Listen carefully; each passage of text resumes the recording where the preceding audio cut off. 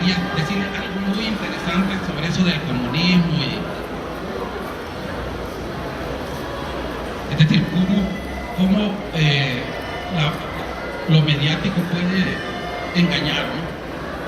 Ya les dije cómo puede ser, no era que íbamos a entregar América, incluyendo Estados Unidos. Sí, en Guatemala se daba la reforma agraria. Era simplemente porque su abogado, John Torres, era el secretario de Estado también, ¿no? Creo que del presidente de Chimoga. Oigan lo que dicen aquí de Figueres, se lo voy a leer. Porque en esto estaba implicado toda Centroamérica. Esto es importante. La historia de Guatemala es la historia de Honduras y El Salvador, y es la historia de Costa Rica y de Panamá. Por eso, aunque haya diferencia entre los 6 países, realmente debe prevalecer el interés común de los 6 países. Por supuesto que hay diferencia entre una Guatemala que tiene 17 idiomas con grandes grupos indígenas.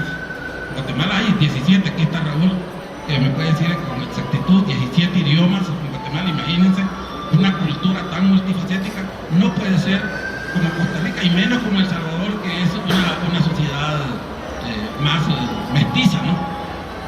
Y eso significa es un poco más cohesionada. No tenemos problema de alfabetizamos en español, pero imagínense cuando vamos a alfabetizar a Guatemala, digo vamos porque yo estoy en ese trabajo también, en qué idioma vamos a alfabetizar, ¿no? Según dónde vamos a ir. Miren, dicen de Figueres también que está involucrado, por eso es importante este libro, es el libro de todo. Este es un problema de todo, y por otro lado, aunque haya pasado en 1954, realmente sin la historia, sin el registro histórico no somos nada. Como dice alguien, sin historia una nación no existe. Y por más que queramos borrar o olvidarnos, realmente es un pecado realmente borrarlo, porque entonces cometemos los mismos errores. Bueno, digo lo que dice de Figueres aquí en un periódico, que no quiero mencionar el nombre, pero en un mapa geopolítico que se publica en un periódico, dice: la embajada soviética en México dirige el programa de 32 células comunistas en América Latina. Los comunistas de Belice hacen labor de agitación contra la Gran Bretaña. Imagínense, Belice apenas con 75,000 habitantes contra la Gran Bretaña. En aquella época, ¿no? Hoy tiene como 100,000, incluyendo los 25,000 salvadoreños, ¿no?, que hay allá, que han llegado a hacer cosas y tortillas y a sembrar maíz a Belice. Honduras ha recibido armas de Estados Unidos para defenderse contra la agresión roja. Por supuesto, Tiburcio Carías Andino, ¿no?, un gran dictador. Lo propio ha ocurrido en Nicaragua, que ha recibido armas para defenderse de la amenaza roja. O sea, Nicaragua está hablando aquí, realmente no está hablando de países, está hablando de personas, está hablando de Somoza, no es Nicaragua. Así como Tiburcio Carías Andino no es Honduras, ¿no?, ni Martínez era El Salvador, ni Ubico era Guatemala. Y luego sigue diciendo: los rojos explotan en Panamá, o sea, se llevan de encuentro todo Centroamérica. El resentimiento por el control norteamericano del canal de Panamá. Guatemala, bajo control comunista, recibió 2,000 toneladas de armas de muchos rojos. Muchos comunistas de El Salvador a Guatemala y el presidente de Costa Rica, José Figueres, ha sido acusado de ser el más comunista de todos los comunistas de Centroamérica. Imagínense, y esta era la base para esa propaganda, ¿no? Hoy nos puede causar hilaridad y todo, pero era lo que consideraban que era una verdad. Es decir, lo mediático convierte en verdades cosas, y luego toda la gente dice: qué bien nos salvamos del comunismo. La verdad es que Guatemala, ¿qué pasó? Y aquí termino. ¿Qué pasó? Que se frustró la revolución, la invasión de Castillo Armas, con un coronel que después fue muerto por un soldado, fue asesinado desde Honduras, y votan a Arbenz, ¿no?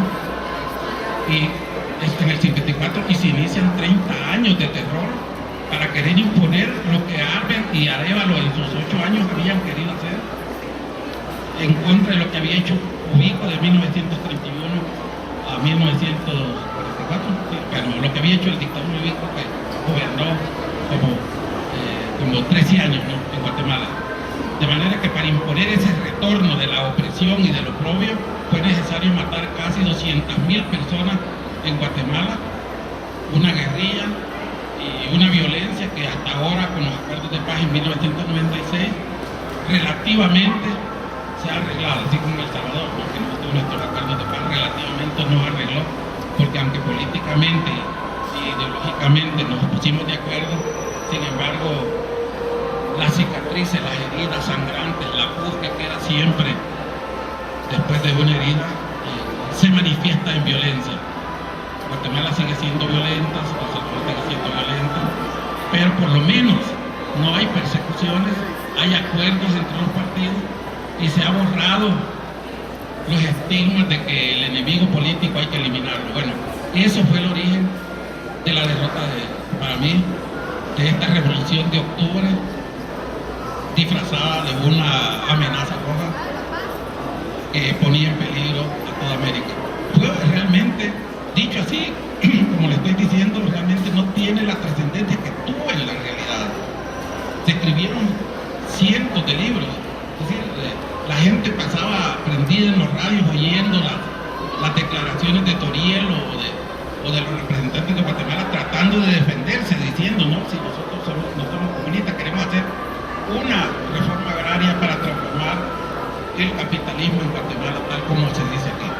Bueno, muchas gracias.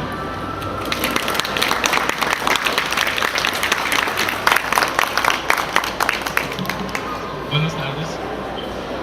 En primer lugar, yo quiero agradecer a Alicia el honor realmente de invitarme a editar su libro y estar a su lado, al lado de mi buen amigo y gran escritor salvadoreño.